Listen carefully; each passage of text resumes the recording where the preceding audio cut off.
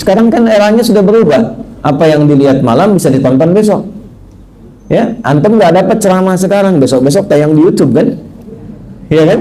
Jadi kalau bisa dilihat besok, kenapa dipaksakan malam yang merusak inti ibadah kita? Tahajud tuh nggak bisa dibesokin.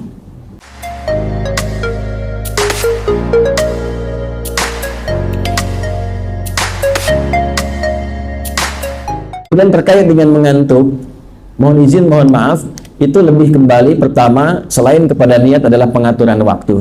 Coba dicek. Mungkin ada kebiasaan yang menjadi kembali kebiasaan baru sehingga perlu adaptasi kembali. Ya, yang pertama misal belum terbiasa untuk bangun lebih awal, ya, dalam konteks subuh. Maka direncanakan dari awal bangun jam berapa, aktivitas disesuaikan. Alhamdulillah. Misal yang tadinya siangnya terlalu banyak aktivitas, dicek kembali mana yang betul-betul aktivitas pokok, yang lainnya istirahat. Karena sederhana sekali, kalau bukan siang datang malam, terlalu sibuk siangnya maka akan banyak istirahat di malam harinya. Terlalu sibuk malamnya, siangnya akan ngantuk.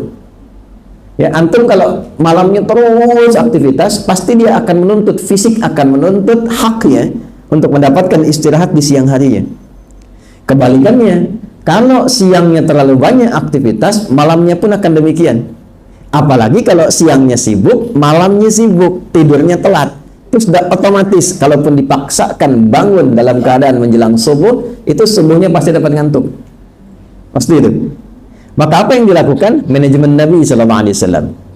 Siang beraktivitas, Nabi itu kalau sudah masuk waktu Isya, selesai Isya, silahkan cek dalam hadis-hadis, ba'da Isya itu langsung istirahat. Cuma sedikit evaluasi dengan istri beliau tercinta. Ngobrol sebentar, evaluasi keluarga. Setelah itu, menjelang istirahat, beliau istighfar 70 sampai dengan 100 kali dan mengevaluasi kegiatan sebelumnya. Karena perintah dari Allah, fa idza faraghta fansab wa ila rabbika farghab. Kalau telah selesai yang sebelumnya, dipersiapkan yang akan datang. Nah, ini bimbingan ini berlakunya yang pertama itu sebelum tidur. Jadi dibiasakan sebelum tidur, apapun itu dievaluasi dulu. Baik itu ibadah akhirat kita ataupun aktivitas dunia kita. Contoh, untuk yang akhirat. Hari ini saya sholatnya dalam 5 kali itu berjamaah berapa kali? Cek dari subuh sampai Isya. Ya? Bukankah keutamaan jamaah lebih baik daripada sendirian? Ya, sholatul jamaati afdalu min sholatil fardi bi 27 darajah. Salat jamaah lebih baik daripada salat sendirian. Berapa pahalanya? 27. Nah, kita sudah tahu 27 itu. Kemudian mohon maaf, dari subuh sampai dengan Isya berapa kali yang jamaah? Berapa kali yang sendirian? Misal, hari kemarin saya jamaahnya 4 kali, 1 belum. Satunya di waktu zuhur. Maka rencanakan, minta sama Allah supaya besok kita rencanakan zuhur berjamaah. Kalau perlu malamnya sudah dirinci. Subuh di masjid A, zuhur di masjid B, ya kan? Kemudian asar, maghrib sampai Isya. Saya tanya antum Jumatan hari ini akan di mana tuh? Hah? Kalau ya jelas di masjid, ya, masa Jumatan di rumah? Pasti di masjid. Direncanakan masjid mana? Sehingga dengan perencanaan itu kegiatan jadi terukur. Itu tiap malam lakukan. Lalu kegiatan dunia misalnya, ya mohon maaf, dalam sehari itu berapa kali sudah perhatian terhadap anak? Jangan-jangan pada anak pun belum sempat nyapa. Ya, pada keluarga seperti apa? Pada ibu sudah menyapa atau belum? Sudah mendoakan keluarga atau belum? Ya. Nanti setelah semuanya direncanakan, yang kurang-kurang istighfari, itulah maksudnya 70 sampai 100. Supaya dalam tidurnya Allah ridha. Jadi kalau orang terbiasa istighfar, mengoreksi, mengevaluasi istighfar, itu akan membantu dia mendapatkan suasana tidur yang tenang. Akhirnya tidurnya lebih tenang, lebih enak, lebih nyaman. Diatur Nabi ba'da Isya demikian, paling-paling 15-30 menit selesai istirahat. Jadi kalau sekarang misalnya selesai setengah 8 sholat Isya, jam 8 sudah istirahat. Bangun pertengahan malam. Ya, saya pernah mengukur itu dalam hadis, kalau kurang lebih setengah 8, jam 8 selesai, itu bangunnya kurang lebih jam setengah 2 lah. Rata-rata itu seperti itu. Setengah 2, kalau sepertiga malamnya setengah 3 kurang lebih. Kalau kekinian setengah 5 subuhnya, setengah 3 jam 3. Itu kalau kita bisa lakukan dari jam 8, 9, 10, 11, 12, 1, ya, kemudian 2, kurang lebih 5, 6 jam itu standar untuk metabolisme tubuh. Nah, itu butuh latihan. Kalau kita biasakan demikian, bangun standarnya 5-6 jam, tergantung jam berapa kita istirahat, itu tubuh akan menyesuaikan dengan sendirinya terbawa. Nah, apakah Nabi pernah begadang? Pernah. Kalau ada perlunya.